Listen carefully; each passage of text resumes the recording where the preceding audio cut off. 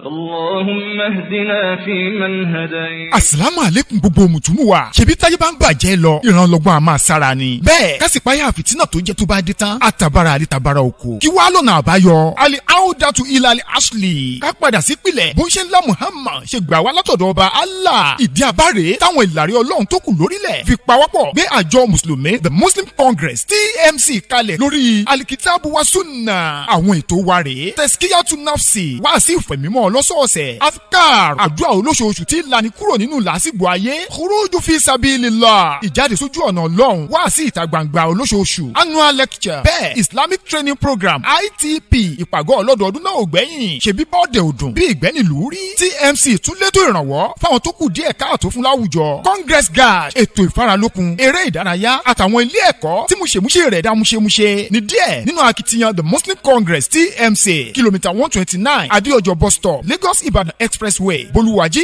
Ìbàdàn. Lolú ilé ẹgbẹ́ TMC wà nípínlẹ̀ Ọ̀yọ́. Telephone 07087188288 tàbí 08056169531. TMC Intansurullah Yansurukum. Alhamdulillahi Rabbil Alamin. Wassalatu wassalam ala rasulihil karim Muhammad ibn Abdullah wa ala alihi wa sahbihi ajma'in. Adúgbò fún Ọlọ́run ọba tí ó tún jí wa ní ìdájí ìtẹ̀ní pẹ̀lú àlàáfíà àti ìgbàgbọ́ tó já tó mọ́ sẹ́kù nípò mùsùlùmí. Abẹ́lọ́run ọba kó dákun ìwọ̀nba bí tí Ramadan kù sí tí ó fi parí kó sì wá nú ẹni tí yóò lè rí òpin rẹ̀.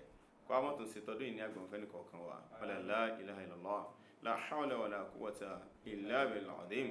Orí ètò yín náà ni a wà Gbàgede Firdaus eléyìí tí àjọ mùsùlùmí ẹ̀ka ti ìpínlẹ̀ Ọ̀yọ́ The Muslim Congress TMC Ọ̀yọ́ State tí wọ́n ṣe onígbọ̀wọ́ rẹ̀. Ní ìdájí ní àwọn afáwọn tó pẹ̀lú wa láì tí wọ́n bá ní tó kọ ọ̀rọ̀ náà lọ. Falatu Sheikh Al-Ustad Abdul Hakim Abdul Hamid Akínadé bá ní kí àwọn ará lé. Assalamu alaikum wa rahmatullahi ta'ala wa barakatuh. Wa alaikum assalam wa rahmatullahi wa barakatuh. Àwọn ajánẹ́sì wọn náà wà pẹ̀lú wọn àwọn ní Ustad wa Idris Adébísí. Assalamu alaikum wa rahmatullahi wa barakatuh. Wa alaikum assalam wa rahmatullahi wa barakatuh. Gẹ́gẹ́ bá ṣe máa ń sọ fún wa àkọlé gbogbogbò tí a ń gbéyẹ̀wò ní ọdún ní òun náà ni a pè ní Ramadan Shahrul Bisharati wal Amn. Yẹn ni pé Ramadan ó jẹ́ oṣù tó kún fún ìró ìdùnnú bákan náà ààbò àti ìfọ̀kànbalẹ̀. Agbègbè tí wọ́n bá ní lọ ní àárọ̀ tìní òun náà ni àlàyé nípa zaka yíyọ. A pè ní az-zaka ruknul Islam al-mahjur. Zaka tó jẹ́ orígun kan nínú orígun ẹ̀sìn táwọn yẹn ti pàtì. Bẹ́ẹ̀ ni àbí bẹ́ẹ̀ kọ́ nígbà tí wọ́n bá ń bọ̀rọ̀ náà lọ gbogbo àná àjọ jẹ́rìí sí. Abẹ́lọ́gbà ní ṣe ọ̀rọ̀ náà ní sísọ ní ìrọ̀rùn fáwọn ṣèkù wa. Bismillah ṣe. أعوذ بالله من الشيطان الرجيم يا أيها الذين آمنوا إن كثيرا من الأحبار والرهبان ليأكلون أموال الناس بالباطل ويصدون عن سبيل الله والذين يكنزون الذهب والفضة ولا ينفقونها في سبيل الله فبشرهم بعذاب أليم يوم يحمى عليها في نار جهنم فتكوى بها جباههم وجنوبهم وظهورهم هذا ما كنزتم لأنفسكم فذوقوا ما كنتم تكنزون اللهم ارحمنا بالقرآن. Àmín jazakumullahu khairan. Kó bá ní sọ́ní ẹ̀sùn lórí àti àgbọ̀ náà. Nígbà ẹ̀já tẹ́tí bẹ̀rẹ̀ jẹ́ láti gbádùn àwọn sheikh wa. Tafaddal ya sheikh. Alhamdulillahi wa'ada. Wassalatu wassalamu ala rasulillah wa ala alihi wa sahbihi wa man ittaba huda wa ba'd. Fa inna az-zakata hiya ruknu al-mali al-ijmali. إخوة الإيمان السلام عليكم ورحمة الله تعالى وبركاته. وعليكم السلام ورحمة الله وبركاته. arúgbó fún Ọlọ́run Ọba Allah. Alhamdulillah. Atọrọ kí àti gẹ̀fà Ànábì wa sallallahu alayhi wa sallam àti àwọn ará ilé rẹ̀ àti àwọn sàábé tó bá Ànábì wa sallallahu alayhi wa sallam tó bá lògbà àti gbogbo àwọn tí ń tẹ̀lé orípa Ànábì tí Ànábì wa sallallahu alayhi wa sallam tí ó fi ilẹ̀ títí tí ó fi di ọjọ́ gbéra kíámà. Gẹ́gẹ́ bí ètò wa tí ó máa ń dé sí etí gbọ́yìn ní dédé àkókò tí a wà yìí tí ìjọ Al-Majlisu Al-Islami tí wọ́n ṣe agbátẹrù rẹ̀ táàmà sí TMC kí ti ẹ̀ka ìpínlẹ̀ Ọ̀yọ́ kọ́lọ̀n bá àríkọ́lá kí ó bá ní san wọ́n ní ẹ̀san lórí. Gẹ́gẹ́ bí wáàsí ti ọdún àkọlé gbogbogbò ti ọdún Al-Bishara wal-Amn tí wọ́n ti ṣàlàyé fún wa lórí pé báwo ni a ṣe fẹ́ ní ìfọ̀kànbalẹ̀ ìròdùnú ní ìlú wa kọ́lọ̀n bá àríkọ́lá kó bá ní fi Nàìjíríà ní ọkànbalẹ̀. Abala tí a lọ ní àkókò tí a wà yìí òun náà ni abala zaka tó jẹ́ ọ̀kan pàtàkì nínú àwọn orígun Islam márùn tí a ní gẹ́gẹ́ bí Ànábì wa sallallahu alaihi wasallam tó sọ pé buniya al-Islam ala khamsi wọ́n mọ̀ Islam pa sórí nǹkan márùn. Islam ní àwọn fundamental kan tó pé ìpìlẹ̀ ní márùn ni abẹ́ rẹ̀ lọ́pọ̀lọpọ̀ àwọn fọ̀rọ̀ ló ti ń jáde. Alákọ̀ọ́kọ́ nú ẹ̀ òun náà ni ká gbà pé Ọlọ́run Ọba àlékiọlá ọ̀kan ṣoṣo ni, ká gbà pé Ànábì wa sallallahu alaihi wasallam òjíṣẹ́ Ọlọ́run ni. Ẹlẹ́ẹ̀kejì òun náà ni ká máa kírun. Ẹlẹ́ẹ̀kẹta òun náà ni ká máa yọ zaka. Ẹlẹ́ẹ̀kẹrin ká gbààwẹ̀ Ramadan tí a wà nú rẹ̀. Ẹlẹ́ẹ̀karùn òun náà ni ká lọ sí hajj. Àwọn abala yìí abala tí èyàn ò ṣe takò ní ẹ̀sìn ni. Ẹni tó bá ti takò kan nínú márààrún irú ẹni bẹ́ẹ̀ ó ti jáde kúrò ní inú Islam. Ọlọ́run bá lékọ́lá kí ó mọ́ yọ wá kúrò nínú Islam. Wọ́n ní agbéyẹ̀wò abala zaka tó jẹ́ orígun tí àwọn èèyàn ti gbéjù sílẹ̀ gẹ́gẹ́ bí ẹ̀sìn wa. Ọlọ́run bá lékọ́lá sọ fún wa nínú Al-Qur'an gẹ́gẹ́ bí àyà tí a kà fún wa ẹ̀rí. Ọlọ́run bá lékọ́lá ìgbà tí ń bá wa sọ̀rọ̀ nínú àyà Al-Qur'an nínú Suratul Hajj. Ọlọ́run bá lékọ́lá jẹ́ á mọ̀ pé òun Ọlọ́run bá lékọ́lá òun pa wá láṣẹ zakat. Ọlọ́run ní wa aqimus salata wa atuz zakat. Ọlọ́run ní ẹ máa kírun ẹ sì máa yọ zaka. Àwọn àfáàjí ó yé wa pé Ọlọ́run Ọba àlékọ́lá ló ṣe ìyàtọ̀ láàrin zaka àti ìrun. Ẹ̀rí nǹkan méjì tó yẹ pé ó papọ̀ ní tọ́lọ́run Ọba àlékọ́lá tí ó ṣe ìyàtọ̀ láàrin rẹ̀, ṣùgbọ́n lónìí àwọn ọmọ ènìyàn wọ́n ti ń ṣe ìyàtọ̀ láàrin zaka àti ìrun. Ẹ̀rí mùsùlùmí mi yọ máa kírun tẹ́ bá ní zaka náà ni tó sì jòló yóò ní àsàkọ́ ọkùnrin kì í sọ̀rọ̀ yẹn. Eléyìí abala yìí ọ̀ràn yẹn ni nínú ẹ̀sìn. Ọlọ́run Ọba àlékọ́lá kí ó ṣe ní ìrọ̀rùn fún wa. Alákọ̀ọ́kọ́ kí ni a ń pè ní zakat gẹ́gẹ́ bí àwa tí a ń gbọ́ wa ká lè ní ìmọ̀ ìtẹ̀síwájú lórí nǹkan tá ń pè ní zaka. Ẹ̀rí zaka nínú èdè àti ọ̀dọ̀ àwọn àfẹ́ẹ̀sìn tí ó bá ní ìsìlá ìtumọ̀ ṣẹ̀ríà kí ni ṣẹ̀ríà wí lórí ọ̀rọ̀ zaka abalẹ̀ ilé òun náà ni a sọ ní láàjì kí ọ̀rọ̀ pọ̀ lórí ẹ̀. Wọ́n ní tá ń pè ní zaka òun náà ni annama kí nǹkan ziyada ẹ̀rí kí nǹkan gbèrú kó dàgbàsókè òun là ń pè ní zaka. Ṣùgbọ́n ní ẹ̀sìn wa sàkà jẹ́ kí ni nasibu muqaddara shar'a fi mali muayyan yasrifu li ta'ifatin makhsusa. Ó jẹ́ owó tí èyàn bá ṣiṣẹ́ owó kan tọ́lọ́run bá lè kí ọlá jẹ́ pé iye báyìí ní zakawọ̀ nǹkan oko báyìí ní zakawọ̀ ẹ̀rí fún àwọn èèyàn kan tọ́lọ́run bá lè kí ọlá dáṣẹ́ lẹ́sà òun láti ṣe kí ni òun láyọ fún ìdájọ́ rẹ̀ ọ̀ràn èèyàn nínú ẹ̀sìn wa pé a gbọ́dọ̀ yọ zaka. Ṣùgbọ́n tá a bá wà àwùjọ wa lónìí ǹjẹ́ àwọn èèyàn ń yọ zaka? Ẹwà àwọn tí ó lówó ẹwà àwọn tó lówó ǹjẹ́ wọ́n ń yọ zaka? Ọlọ́run bá lè kí ọlá sì pa wọn láṣẹ bá a ṣe ń kírun tá à ń gbààwẹ̀ Ramadan tí ó sọ Ramadan ìdí abala kan nínú ẹ̀sìn wa náà ní ọ̀rọ̀ zaka.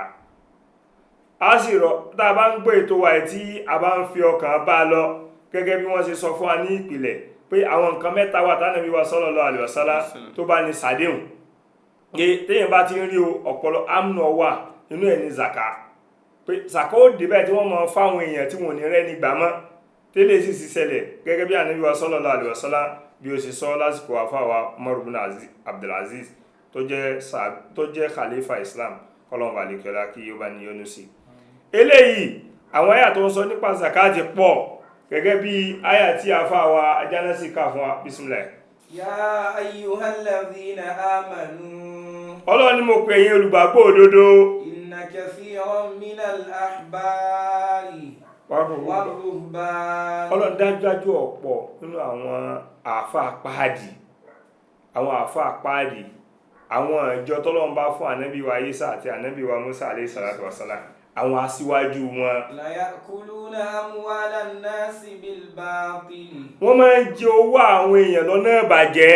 Wa yasudduna an sabilillah. Wọ́n sì máa takòfin Ọlọ́run oníjó fi Ọlọ́run bá lékè ọlá kó ṣiṣẹ́ lórílẹ̀ gẹ́gẹ́ bí lónìí ẹ̀rí tá bá ń sọ̀rọ̀ pé Sharia Islam àwọn kódà mùsùlùmí tí ń kírun lónìí Nàìjíríà ṣe Saudi Arabia àlè lòfin ẹ̀sìn àìṣe ní Sharia ẹ̀rí ìlú tí ó bá ti sí òfin Ọlọ́run bá lékè ọlá ń bẹ ìlú náà lè ní ìfọ̀kànbalẹ̀. Walladhina yaknizuna adh-dhahaba wal-fiddata ولا ينفقونها في سبيل الله فبشرهم بعذاب أليم.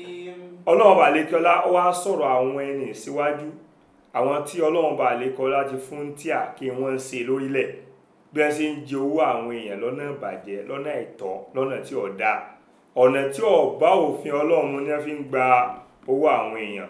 Ọlọ́run bá lékè ọlá wá ní àwọn tí ń ṣiṣẹ́ ẹ̀rí tí wọ́n ní záhábù àti fídọ̀ lọ́wọ́ tí wọ́n ní gold àti fàdákà àti sílífà lọ́wọ́ tó yẹ pé gold yìí náà ni ìgbà tí Islam wà òun náà ni ọjà tó gbajúmọ̀ òun ni ọjà tó yẹ pé àwọn èèyàn ná ṣùgbọ́n lónìí ó ti di nùkúl ó ti di owó tà ná. Ọlọ́run bá lékè ọlá ní àwọn ilé yìí tí wọ́n ní lọ́wọ́ kí wọ́n máa ṣe o la yunfiqunaha fi sabilillah wọ́n iná sójú ọ̀nà Ọlọ́run bá lékè ọlá. Fabashirhum bi'adhabin alim. Ọlọ́run tó bá díjọ́ gbẹ̀dẹ̀ àkíámọ̀ ẹ lọ fún ọ nírò pé ẹni ìyà ni wọ́n ìyà ẹlẹ́tẹ̀ lérò òun náà ni wọ́n jẹ. ẹ̀rí àwọn afáà ní fajahalu zaka ahadu muqawwimati allati yatamayyazu biha al-mu'minu min al-munafiqin. kéèyàn wá máa yọ zaka eléyìí jẹ́ àwọn nǹkan tó yẹ pé yọ́ máa já mọ òǹpinya láàrin tó gbọ́ lọ́wọ́ bá lékè ọlá gbọ́ àtẹni tí ò gbọ́ lọ́wọ́ gbọ́ torí zaka ó rò pọ̀ mọ́ ìgbàgbọ́ ẹni tí ó bá ti yọ zaka ẹ̀rí irú ẹni bẹ́ẹ̀ kò sínú ẹni tó gbọ́ lọ́wọ́ bá lékè ọlá gbọ́ torí Ọlọ́run bá lékè ọlá ní àwọn tó gbọ́ lọ́wọ́ bá lékè ọlá gbọ́ tí ẹ ń kírun tí ẹ wá ń ṣe kí ni o tí ẹ ń yọ zaka nínú Suratul Mu'minun kí Ọlọ́run bá lékè ọlá ìgbà tó ń ròyìn àwọn olùgbàgbọ́ òdodo ó ní qad aflahal mu'minun. Ó ní pàápàá wọ́n ti jèrè àwọn mùmínì àwọn tó gbọ́ lọ́wọ́ bá lékè ọlá bó ṣe kí wọ́n gbàgbọ́. Alladhina hum fi salatihim khashi'un. àwọn tó pé tí wọ́n bá wà lórí irun wọn pẹ̀lú bẹ̀rù ni kì í ṣe bá ṣe ń kírun lónìí ẹ̀rí ẹlómi tí bá ń kírun àlà náà ni gẹ́gẹ́ bí àkókò tá a wà yìí táwọn èèyàn bá ń kí tàràwí tí è kí ọ̀pá mẹ́tàlá ẹ̀ ní sinmi àwọn èèyàn wà mọ́ mí hẹ̀lẹ̀ Ọlọ́run ní àwọn olùgbàgbọ́ òdodo kìí ṣe bẹ́ẹ̀ wọ́n ṣe máa ń kí wọ́n máa bẹ̀rù Ọlọ́run bá lékè ọlá nínú ìrun wọn. Walladhina hum 'anil lahwi mu'ridun. ọ̀rọ̀ ọbú wọn kú omi ẹ̀wọ̀n ní máa dá sọ̀rọ̀ ọbú. Walladhina hum lizzakati fa'ilun. Ọlọ́run ní zaka tó bá wo owó wọn wọ́n ṣe kí ni owó yọ. Ọlọ́run jẹ́ àmọ̀ pé zaka ẹ̀tọ́ Ọlọ́run bá lékè ọlá ní owó ni ẹ̀tọ́ Ọlọ́run bá lékè ọlá ni eléyìí jẹ́ zaka ọ̀ràn yẹn ni. àwọn afáàní àdámọ́ tọ́lọ́wọ́n bá lékè ọlá dámọ́ nìyẹn ní ayé òun náà ni àdámọ́ ẹni tó lówó àtẹni tí ò lówó méjì tá a pín sí ní ayé nù ẹni tó lówó àtẹni tí ò lówó. Ọlọ́run kan dá gbogbo wa pé gbogbo wa tá a wà ní ayé láàmú lówó kò sì dá gbogbo wa tá a wà ní ayé gbogbo wa láàmú tòsí ẹni tó lówó ó ní bùkátà sí ẹni tí ò lówó ẹni tí ò lówó náà wá ní bùkátà sí ẹni tó ṣe kí ni o ẹni tó lówó. ọ̀rọ̀ zakai ara bùkátà ẹni tí ò lówó ni torí pé tẹ́ni tó lówó bá yọ bùkátà ẹni tí ò lówó ṣe kí ni o yóò bìyà kò ní jẹ́ kó lòsì pọ̀ ní kí ni o kó pọ̀ láwùjọ. àfààní eléyìí ó jẹ́ kókó alákọ̀ọ́kọ́ zakati o àwọn ìwà olùgbàgbọ́ òdodo ni. inú ẹ̀ àwọn tó yẹ pé ìwà ayọ̀ sàká tí èyọ sàká tí ń gbà pé sàká yóò kè sọ́ràn yàn tí n bá ti ń kírun tí n bá ti ń gbààwẹ̀ sàká ọkàn mi kódà kò bá lówó ẹ̀rí pé tá a bá wo orílẹ̀-èdè wa àwọn tó jẹ́ mùsùlùmí lówó tó pọ̀ ṣùgbọ́n sáwọn èèyàn ń yọ sàká ó kéré inú ẹni tí ń yọ zaka ẹ̀rí ìgbà tó lọ́wọ́ bá lékí ọlá sọ pé Al-Qur'ani àwọn èèyàn ti yẹn lódì yíyàn lódì rẹ̀ tẹ̀tìbíkì ṣẹ̀ríà ká gba òfin ká máa lòfin àwọn èèyàn yẹn lódì wọn ò lòfin Ọlọ́run bá lékí ọlá lórílẹ̀ mọ́ Ọlọ́run sì ní ẹni tí ó bá ti lòfin Ọlọ́run bá lékí ọlá lórílẹ̀ mọ́ ìgbésí ayé láyé ló ní ọmọ lò Ọlọ́run famani a'rada an dhikri fa inna lahu ma'ishatan danka wa nahshuruhu yawmal qiyamati qala rabbi lima hashartani a'ma wa qad kuntu basira qala kadhalika atatka ayatuna fanasitaha fakadhalika al-yawma tunsa.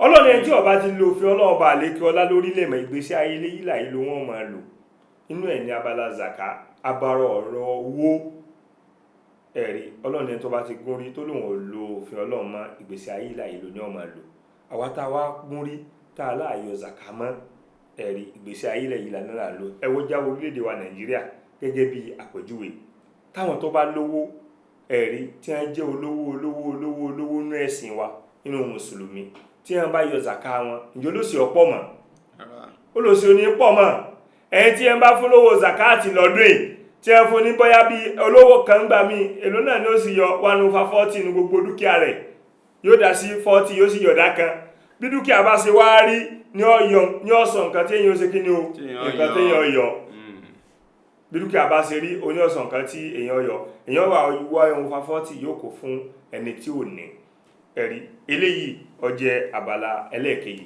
tó ẹ̀kú tí èyàn bá ti yọ zaka ìgbésí ayé ìlú yẹn kò ní sámúnù ń bẹ̀ kò ní sífọ̀kànbalẹ̀ ń bẹ̀ torí pé ẹni tí ò lówó yóò mọ̀ wò bí kí tẹ́ tó lówó ṣe kí ni o kó bàjẹ́ kówó rẹ̀ ti ẹ̀ parun lẹ́fí máa gbọ́ lórí àwọn ọmọ Nàìjíríà káàkiri pé gbogbo àwọn olówó nǹkan káàkiri ẹ̀ ṣe kí ni o káwọn pa wọn ìwà bú ni ìwà tí ọ̀dá ẹ̀rí bákan náà ni olówó náà ní máa ṣàánú ẹni tí ò ní ó sì kọ́ máa ṣàánú rẹ̀ torí ẹ̀tọ́ rẹ̀ ṣe kí ni o ó wà ń bẹ̀ zaka yìí gẹ́gẹ́ bá ti wá gbà pé ọ̀ranyàn ni téèyàn bá wá gbà pé òun ò ní yọ zaka òun ó máa kírun òun ó máa gba àwẹ̀ ṣùgbọ́n zaka ẹ má gbé dọ́dọ̀ òun kí ni ìdájọ́ rẹ̀ inú ẹ̀sìn wa sódì ti ṣẹlẹ̀ rí àbí ò tí ẹ ṣẹlẹ̀ kí làwọn sálàfù nílé lórí ilé ìṣẹ̀lẹ̀ láyé khalifa wa Abubakar radiyallahu anhu ìgbà tí àwọn ẹjọ́ kan inú àwọn Lárúbáwá tí ẹ láwọn ò ní yọ zaka mọ́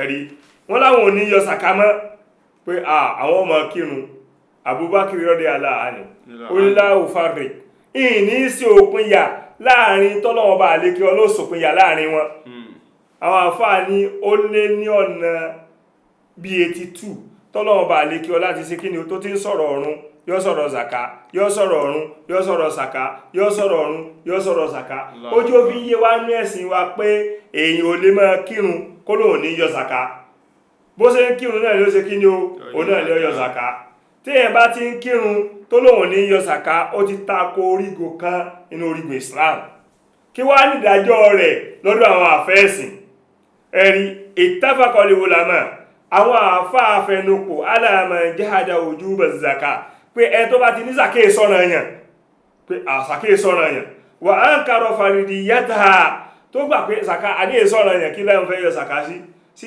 owó òun tó ń ṣe ẹnìkan bá òun ṣiṣẹ́ rẹ̀ ni ẹ wá ní ẹni tí ọ̀bọ̀ òun ṣiṣẹ́ yóò wà máa jẹ́nu owó òun àwọn ò lè fún ilé sọ́nà yàn òun ò ṣe mọ́ ọlọ́wọ́ bá ní àwọn àfáà ní pẹ̀lú ìjìmọ̀ àwọn àfáà eléyìí ó ti di kèfèrí ó ti kú omi ẹ̀sìn ká lè mọ̀ bí ọ̀rọ̀ zaka ti ṣe kí ni o bó ṣe lágbára tó bí ẹn tó lóhùn kírun mọ́ náà ni tó bá ti gbà pé òun ní yọ zaka o kìí sọ̀rọ̀ yàn ṣùgbọ́n àbá àgbà pé ẹni tó bá lóhùn yọ zaka ó gbà pé zaka ọ̀ràn yẹn ni ṣùgbọ́n kò yọ ọ̀rọ̀ pé ìyà ẹlẹ́tẹ̀ lérò oníbẹ̀ fún rẹ̀ níbẹ̀ ẹ̀rí inú àyà tí wọ́n kà fà ọlọ́ni yawma yuhma alayha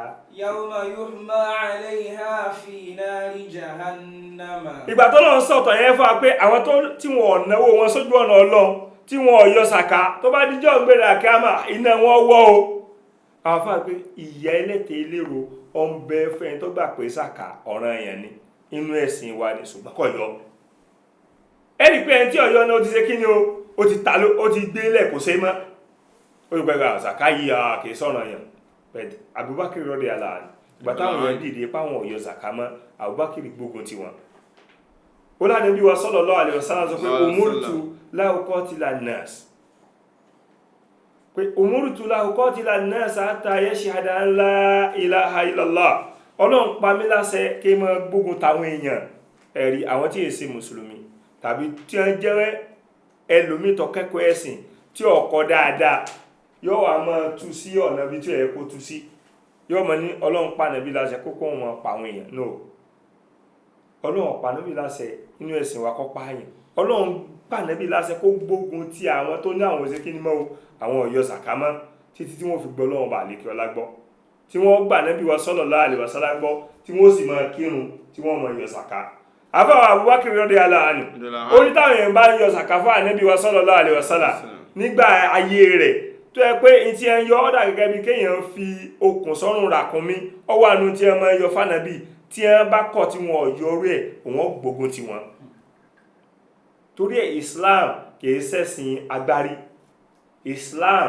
kìí ṣẹ̀sìn pé bó bá ṣe wù mí ní ṣe Ọlọ́run ní udkhulu fi silmi káfà ẹ wọnú Islam ti pátítan gbogbo tọ́lọ́wọ́ bá lè kí ọlá bá ti pè lófin òun náà ní ká sí kí ni òun náà ní ká máa múlò zakati ọ̀ranyàn ni ta ní wá gbà lọ́wọ́ ẹni òun náà ní ìjọba torí ẹlòmíràn tí ó ní mo fẹ́ yọ zaka owó zaka mi ní 50,000 owó zaka rẹ̀ sì ju kí ni lọ ó ju 50,000 lọ ta ní ó wò pé owó wo la ní ẹ̀rí pé abala àwọn làwọn Zakat and Sadaqa Foundation gẹ́gẹ́ bí orílẹ̀-èdè wa Nàìjíríà ni wọ́n ṣe abala ilé ní ìsìn wọ́n wà wó yẹn pé ìjọ ti tó yọ sàká àbó ti tó yọ sàká torí pé kèé sowó nìkan làwọn yọ sàká nú rẹ̀ kèé sowó tà ná nìkan làwọn ṣe kí ni o làwọn yọ sàká nú rẹ̀ àmọ́ yọ sàká níbi nǹkan ọ̀sìn àmọ́ yọ sàká níbi ewúrẹ́ àmọ́ yọ sàká níbi ọjà owó ọjà wa òrùdù tìjàrọ̀ bó la ṣe ń yọ sàká rẹ̀ àwọn àfá àwọn ṣàlàyé gbogbo ilé ìfún àṣùgbọ́n kèé sí pé owó nìkan tí bá ti ní káàṣì lọ ẹnìkan ni iye ọdún wo ni káàṣì owó ká tó yọ zaka àwọn nǹkan wo ní o tí ẹ nídi kó ní haúlùkọ́ ní ó tẹ́lẹ̀ lórí ká tó yọ zaka ilé ìjẹ́ abala tàbí mọ̀pọ̀ ọ̀rọ̀ zaka ọ̀rọ̀ tó fẹjú ni èèyàn gbọ́dọ̀ sí kí ni ó gbọ́dọ̀ mọ̀ yọ zaka ní ẹ̀sìn ìjọba gbọ́dọ̀ gbà kí wọ́n fún àwọn aláìní gẹ́gẹ́ bọ́lá wọn wà lè kọ́ láti sọ́nà sura Tawbah àwọn tí wọ́n sí kí ni ó àwọn tí wọ́n fún kíyàn wá léyàn yọ zaka yìí abala abú ni nǹkan tí ọ̀dá ni téèyàn bá sì ti yọ ìyà ní ọ̀jẹ̀ ní iwájú Ọlọ́run iná yàtàlẹ̀ Islam bí ìlàjì fàk bí Islamu bó ṣe gbójú tó kí àwọn èèyàn máa ṣe kí ní o bùkátà àwọn tí ò ní àwọn aláìní Islamu mójútó gbogbo ẹ̀sìn tó ti wá láyé pátá òun náà ló mójútó ṣùgbọ́n mójútó Islamu pọ̀ láti ìlú Mẹ́kà lọ́lọ́wọ́ bá lè kí ọ láti mójútó zaka ìgbà míì ó lè lo ìsìláha ètò àmúlì miskin ẹ máa fáwọn aláìní lóúnjẹ àwọn aláìní Islam mójútó gan orílẹ̀-èdè tí wọ́n bá ti máa tọ́jú aláìní orílẹ̀-èdè náà lè ṣe kí ni o kò lè ní fọ̀kànbalẹ̀ a gbọ́dọ̀ mójútó àwọn aláìní àwọn tí ò lówó